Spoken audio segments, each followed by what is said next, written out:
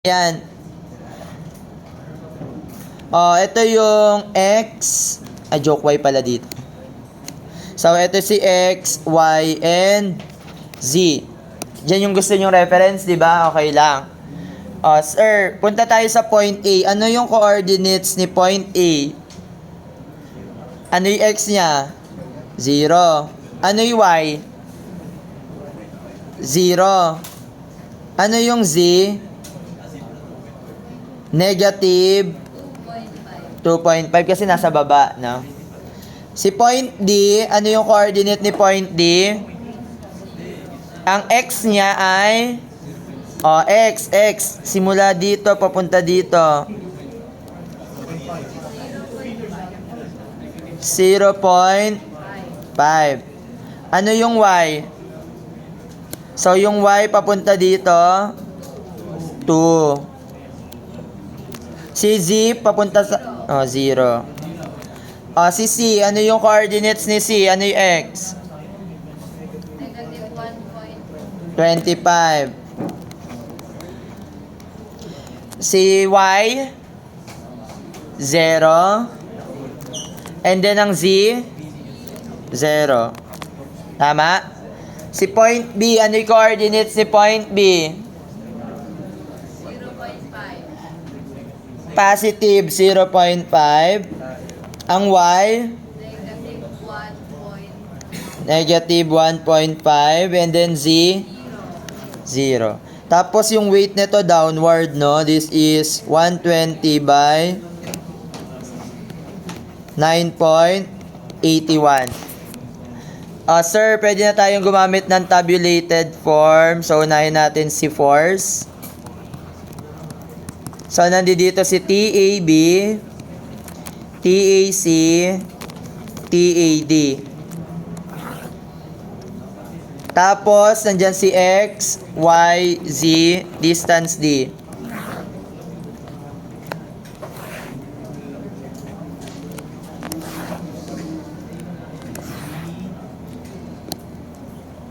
Okay. So, anong tatandaan? Head minus tail. Pwede din naman napababa yung ginawa nyo, no? Magne-negative lang yung sagot. No? Siyempre naman. So, X. Unahin natin si TAB. Ito yung TAB natin. Nasaan yung head? Ito, no? So, ito yung B, yung head natin. Minus D, tail. So, ang head natin is 0.5 minus 0. 0.5. Negative 1.5 minus 0.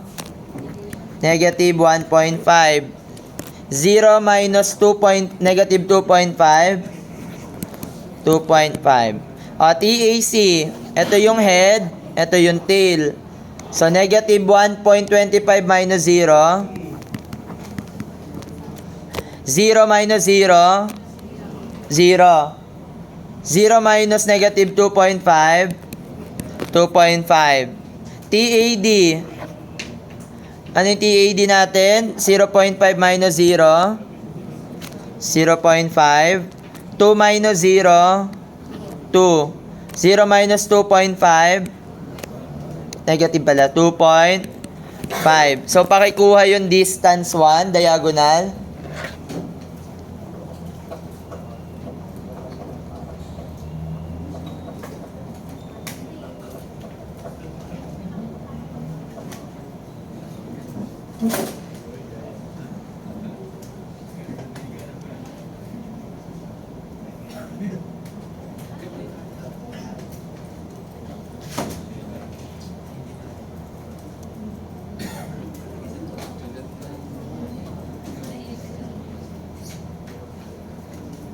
Okay, magkano yung TAB, yung diagonal ni DAB? Square root of over 2. Decimal na lang, 4 decimal, kahit 3 decimal places, pwede na. Magkano po? 2.958. The next, 2.795. The next, 3. Okay. Ngayon, huwag nyo kakalimutan yung summation ng forces along x, no? Summation ng forces along x is equal to 0. So, ano yung mga forces along x? Nandiyan dyan yung x component ni TAB. So, si TAB, meron niyang x component. Ano yung x component niya? Yung x over yung diagonal niya, that is equal to 0.5 divided by 2.958. Plus, si TAC, meron niyang x component. That is negative 1.25 divided by 2.795. Guys, ito maraming nalilito pa rin dito. Hindi ko alam kabisote. Kung nakakabisado lang nila kung ano yung solution. So, titignan nyo kasi, no? Pagka summation ng forces along x, sa x component kayo titignan. Di-divide nyo lang dun sa... Ay, lumipad. Sa diagonal. Ha? Iwas ka na lang, ha? Ayan, no? Plus, TAD. Ano yung x component ni TAD? 0.5 over 3.240 equals to 0. Okay? Next. Summation naman ng forces along y is equal to 0. Ano-ano naman yung mga y coordinate. So, punta ka sa y, di-divide mo lang yan dito sa D, diagonal. So, that is equal to TAB. Ano yung y component? Negative 1.5 over plus TAC multiplied by 0 over plus TAD 2 over 3.240. Meron ba tayong forces pa sa y? Wala na, no? Pero kunwari naglagay ako dito ng force parallel sa x. Tapos naglagay din ako ng force parallel sa y. Wala lang. Parang may humihila dito sa baba, may humihila sa kanan, tapos may humihila pa dito. So, ang gagawin nyo lang dyan, di ba nga sabi natin, summation ng forces along x. For example, naglagay ako dito ng 120 din, kilonewton, or newton. So, idadagdag mo lang siya dito. So, kung papunta siya sa right, plus yun. Di ba? Paano madadagdagan ka lang ng forces? Paano kung ano lang naman yan? Actually, madali na tong baguhin eh. Tingnan nyo. Nilipat mo yung weight. Hindi na weight pababa yan. Hinila mo yan pa ganun. Pa along x. Pababago lang yung forces nun, di ba? Pero yung summation ng forces along x, forces along y, forces along z, wala namang pinagbago. So, wala nang forces sa y, di ba? Though, therefore, 0. Then next, mamaya ka na. Summation ng forces along z is equal to 0. Mamaya na nga. Mamaya. Tapusin ko lang. Wala na interruption. Nagmamadali ako. TAB, ano yung formula sa pagka tensya na, pagka naghahabol talaga ng topic, walang makaka-distract sa akin. No? Walang pirma-pirma. Kahit si Sir Emilia. Joke lang. Next, TAB, ano yung Z component? Actually, magkakamukha naman lahat ng Z component. So, 2.5 lahat. So, you have 2.5 over 2.958 plus TAC 2.5 over 2.795 plus TAD 2.5 over 3.240. Meron pa tayong force dyan na downward. Therefore, minus. So, minus 120 by 9.81 equals to 0. Nakita? Minus natin. Di ba pagka nagsasolve tayo ng 3 equations, 3 unknowns? Okay, tignan nyo ha. Kapag nagsasolve tayo ng 3 equations, 3 unknowns, dapat magkakapantay yan. Yung mga unknowns, tsaka yung constant, no, yung constant dapat nasa other side. So, ilipat lang natin siya. Magiging Positive. Okay, masasolve nyo na si TAB, TAC, and TAD. Using 3 equations, 3 unknowns, class paki-calcu. Sige, paki-calcu kung magkakamuha kayo sagot.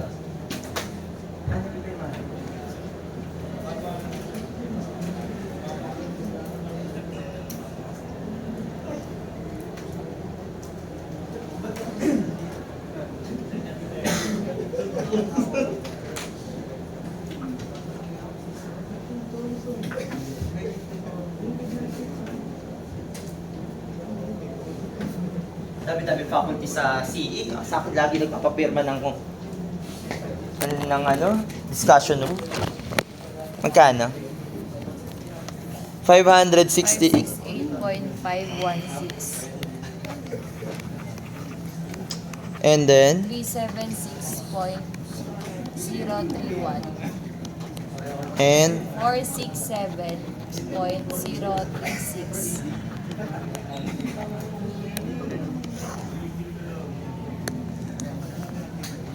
Parehas tayo. parehas ba? Tinranspose na natin sa kabilang side. Iba pa yung kanya. Hala, 558. Ito tama. Kaya rin nagkaiba dito kasi Baka may namali ka lang na type. Ulitin mo na lang. Same lang? Ikaw yung iba ha. Same sila. Same kayo? Same. Dapat, no? Tapos na tayo. Ay, ito pa pala. May isa pa lang problem. Teka. Medyo madaling problem naman to.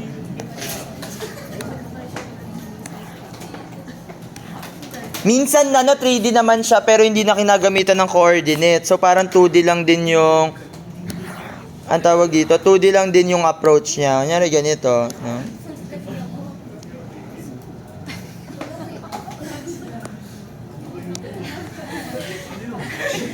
Anong ginagawa mo nun?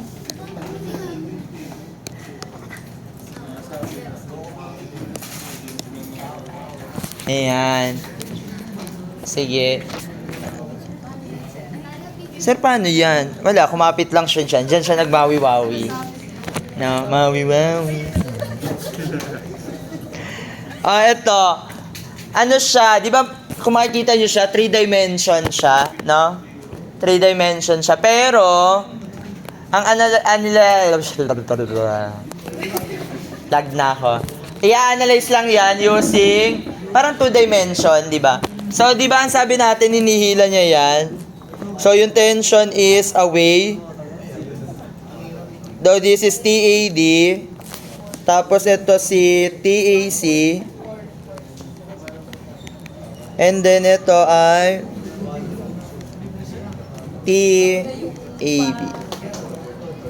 Okay. Class, di ba sabi ko nga sa inyo, titignan nyo lang yung mga forces along X, forces along Y, forces along Z. Yung weight niya, 900 Newton lang, di ba? Downward.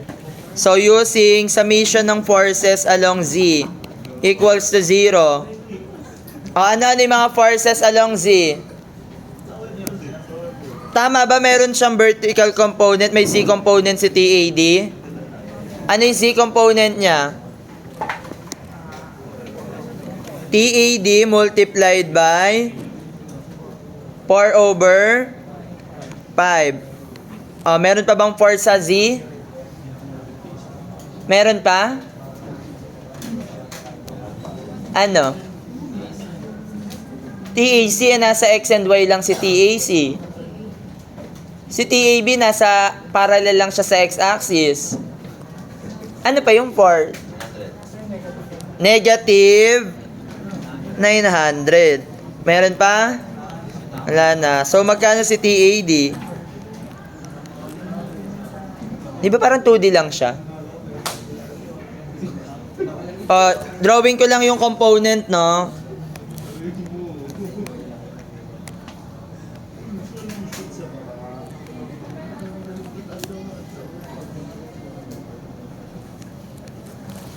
Okay. Di ba ito yung component ni TAD?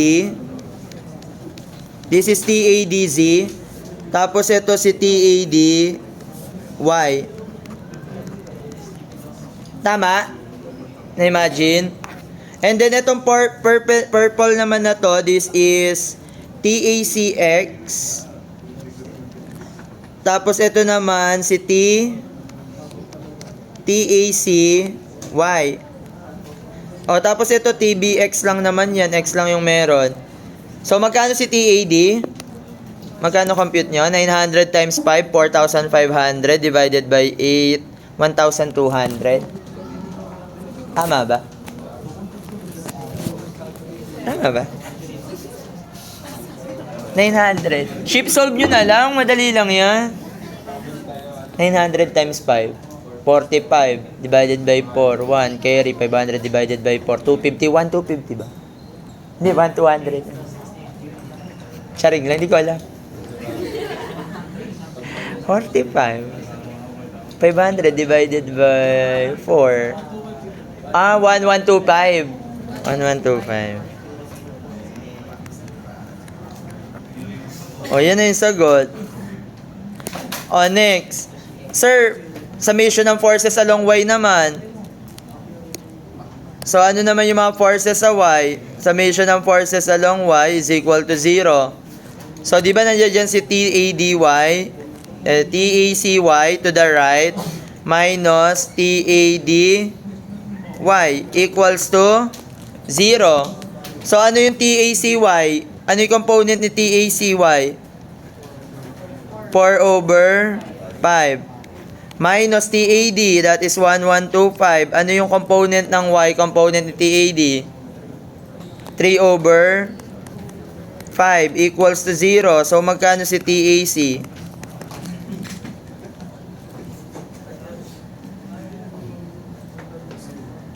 Eight, 9 something. Shift solve nyo lang. Pwede na yan. Masasolve na yan.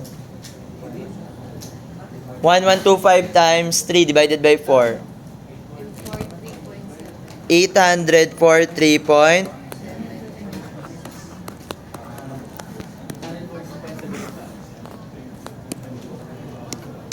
Next. Summation naman ng forces along X equals to 0. So, ano yung mga forces sa X? Nandiyan si TAB minus TACX equals to 0. So, TAB, ano yung X component ni TAC? So, TAC is equal to 843.75. Ano yung X component niya? 3 over 5. Equals to 0. So, magkano si TAB?